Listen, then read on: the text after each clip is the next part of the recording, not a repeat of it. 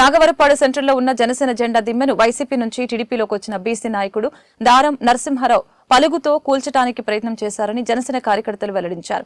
ఈ నేపథ్యంలో జన సైనికులు పెద్ద ఎత్తున చేరుకుని కూల్చివేతను ఆపినట్లుగా చెప్పారు. దీని వెనకాల ఎంతటి పెద్ద నాయకులు ఉన్నా సరే ఎదిరించడానికి జన సైనికులు సిద్ధంగా ఉన్నారని ఆగ్రహం వ్యక్తం చేశారు.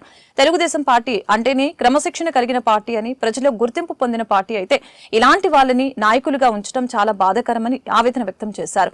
దారం నరసింహారావు అనే వ్యక్తిపై తక్షణమే చర్యలు తీసుకోవాలని, తెలుగుదేశం సభ్యత్వం నుంచి తొలగించాలని, లేని పక్షాన ఈ ఘటనపై పోరాటం ఆపే ప్రసక్తే లేదని జన సైనికులు ధ్వజమెత్తారు.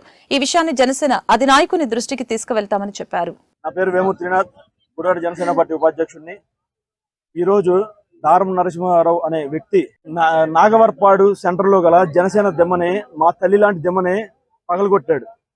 అతనికి ఏదైనా ద్వేషం ఉంటే వాళ్ళ మీద చూపించుకోవాలి, అంతేగాని మా తల్లి లాంటి జనసేన పార్టీ దెమ్మనే అరాచకత్వంగా ఆయన చేసేవన్నీ కూడా చాలా తప్పు. అతన్ని వెంటనే పార్టీ నుంచి సస్పెండ్ చేయాల్సిందిగా జనసేన తరపున, మొత్తం అందరి తరపున నేను మాట్లాడుతున్నాను.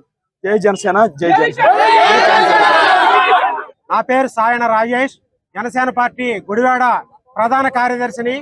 దారం నరసింహారావు అనే వ్యక్తి ఒక బీసీ నాయకుడు అయ్యుండి, ఒక ఎన్డీఏ కూటమి నాయకుడు అయ్యుండి, ఆగిన మైకంలో గొడ్డ పలుగు తీసుకొచ్చి ఈ నాగవరపాడు సెంటర్ లో గల జనసేన పార్టీ దమ్మని కొట్టవటం జరిగింది.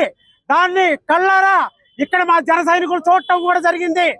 దీని నిమిత్తం ఇక్కడ నాగవరపాడు రింగ్ లో మేము ధర్నాను చేపట్టాం.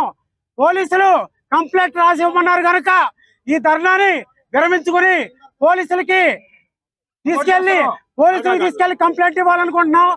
పోలీసులు కనుక యాక్షన్ తీసుకోకపోయినా, అలాగే ఈ గుడివాడ తెలుగుదేశం పార్టీ వాళ్ళు సస్పెండ్ చేయకపోయినా సరే ఈ ధర్నా మళ్ళీ రిపీట్ అవుతానే ఉంటుందని తెలియజేసుకుంటున్నాం.